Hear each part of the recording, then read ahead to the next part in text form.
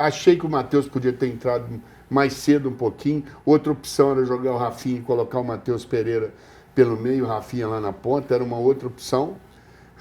O jogo ia ficar mais solto, mais leve, e deu para perceber que não é o Danilo que joga preso. O problema é a cabeça do treinador, porque o primeiro tempo o lateral não jogou como um zagueiro, o Anderson, né? O Wanderson. Ele fez o mesmo papel, né, do Marquinhos.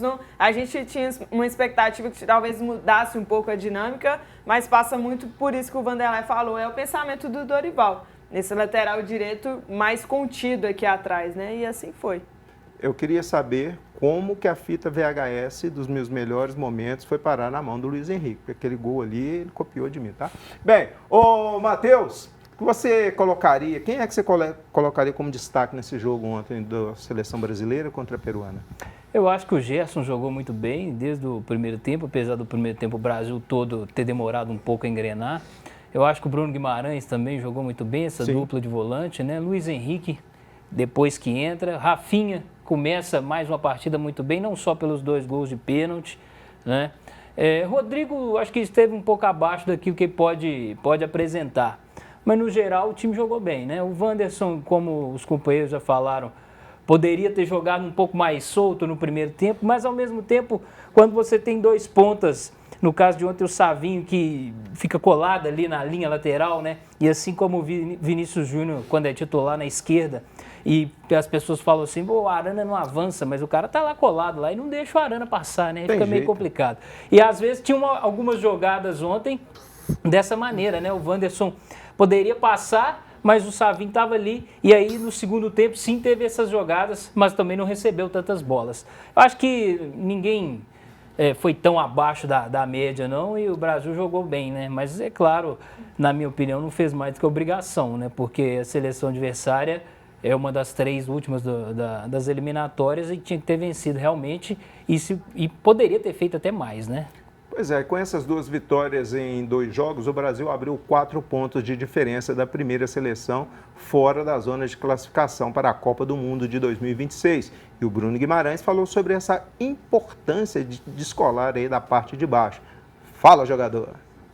Olha, sem dúvida é muito importante. A gente, sem dúvida, vestindo a camisa da seleção, a gente olha para cima, mas abrindo uma distância dali da zona ali dos 6 é algo bom. Como eu te disse aqui, vou bater na tecla que foram 2 jogos cruciais, 6 pontos, algo que a gente não fazia desde a primeira rodada das eliminatórias, quando a gente ganhou da Bolívia e ganhamos do Peru, não é? Também.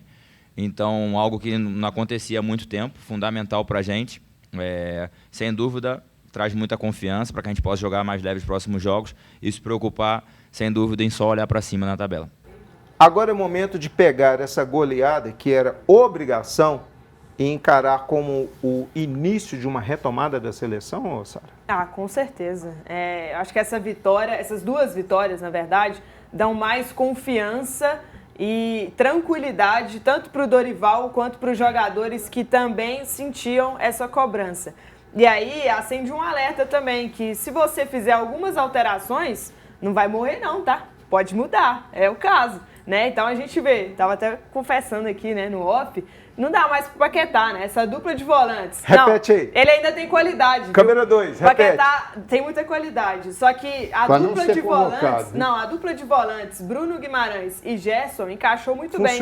E é o que eu falei ontem, não adianta você convocar os melhores jogadores do seu país se essas peças não se encaixarem. Você tem que fazer encaixar dentro do estilo de cada um. E aí sim você pode ter a melhor seleção do mundo. Então tem que ser feito o trabalho dessa forma. Bruno Guimarães como primeiro volante e o Gerson ali como segundo, mas eles revezando muito entre si, deu super certo. E o intuito da seleção é isso, você fazer dar certo a dinâmica, a sua ideia de jogo. E o Dorival ontem conseguiu, mais pés no chão também, né? Porque era contra a seleção peruana, que não é lá tudo isso, enfim, tentou dificultar, mas em algum momento desmontou. Então, estamos caminhando aí para talvez um futuro melhor, mas um caminho longo pela frente. Pois é, o Vanderlei, o Dorival foi perguntado se ele acha que a seleção brasileira está no caminho certo. Vamos ver o que ele disse, depois eu quero seu comentário. Nós temos que ter a consciência que é um grupo em formação. é um grupo ainda que carece de ajustes. Não adianta eu afirmar aqui que, olha, a partir de agora podem ficar tranquilos que nós vamos ter esse nível de atuações. A equipe ainda vai oscilar.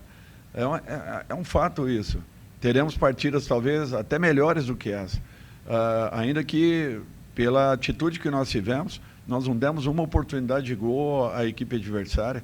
Nós tivemos uma retomada de bola muito rápida em todos os momentos que eles esboçavam qualquer tipo de reação. Raros foram as situações em que eles conseguiram trocar um pouco de passes. Eu acho que isso tudo são pontos muito positivos. Agora, vocês sabem muito bem, ainda é um processo oscilatório até natural. E eu entendo, se daqui a pouco nós tivermos novamente uma recaída. É natural, vamos trabalhar para que não aconteça. É isso aí, Vanderlei. Tá certinho o nosso amigo, né? O que eu acho que deve ser muito interessante para o telespectador que viu o jogo ontem é o seguinte: você consegue perceber a descontração de alguns jogadores. Por exemplo, Gerson, Luiz Henrique, o Igor Jesus, são jogadores com uma descontração diferente. Como a Sara falou, e eu tinha comentado ontem, é você fazer com que esses jogadores, cada um soma um ao outro. Porque não adianta você escalar 11 jogadores que você não consegue sincronizar, que cada um sabe fazer. Então, quando você começa a colocar alguns jogadores que o sincronismo funciona, por exemplo, ontem o Rodrigo ficou fora do espaço. Ele estava totalmente fora da sincronização de Rafinha, Igor Jesus, Luiz Henrique, Savim. Você vê que era um cara isolado lá do lado esquerdo. Isso não pode acontecer. Então tem que ter um cara que consiga desenvolver mais. Esse é o grande segredo. Então, isso aí não tem segredo não, gente. É convocar e escalar os jogadores certos. Só isso, mais nada. Pois é. Ô, Matheus, a próxima data FIFA vai ser somente no dia 14 de dezembro, quando o Brasil vai enfrentar a Venezuela e depois no dia 19 vai pegar aí a seleção do Uruguai. O time comandado pelo Dorival, você acha que agora ele entra mais tranquilo ou tem que continuar com o pé no acelerador? Eu acho que ele entra um pouco menos pressionado, mas ele precisa continuar evoluindo, crescendo. A gente pega na próxima data FIFA lá fora a Venezuela, que apesar de estar fora ali ainda da classificação, né, porque vão 7, é um time que está surpreendendo, né? Sim, verdade. Tá fazendo o que pouca gente esperava, tá evoluindo no futebol. E depois, na volta em Salvador, pega um Uruguai que o doce está desandando. Tá todo mundo já questionando o Marcelo Bielsa lá. Ontem foi o 4º jogo, se eu não me engano, seguido sem vitória. 3 empates, uma derrota, se eu não me engano.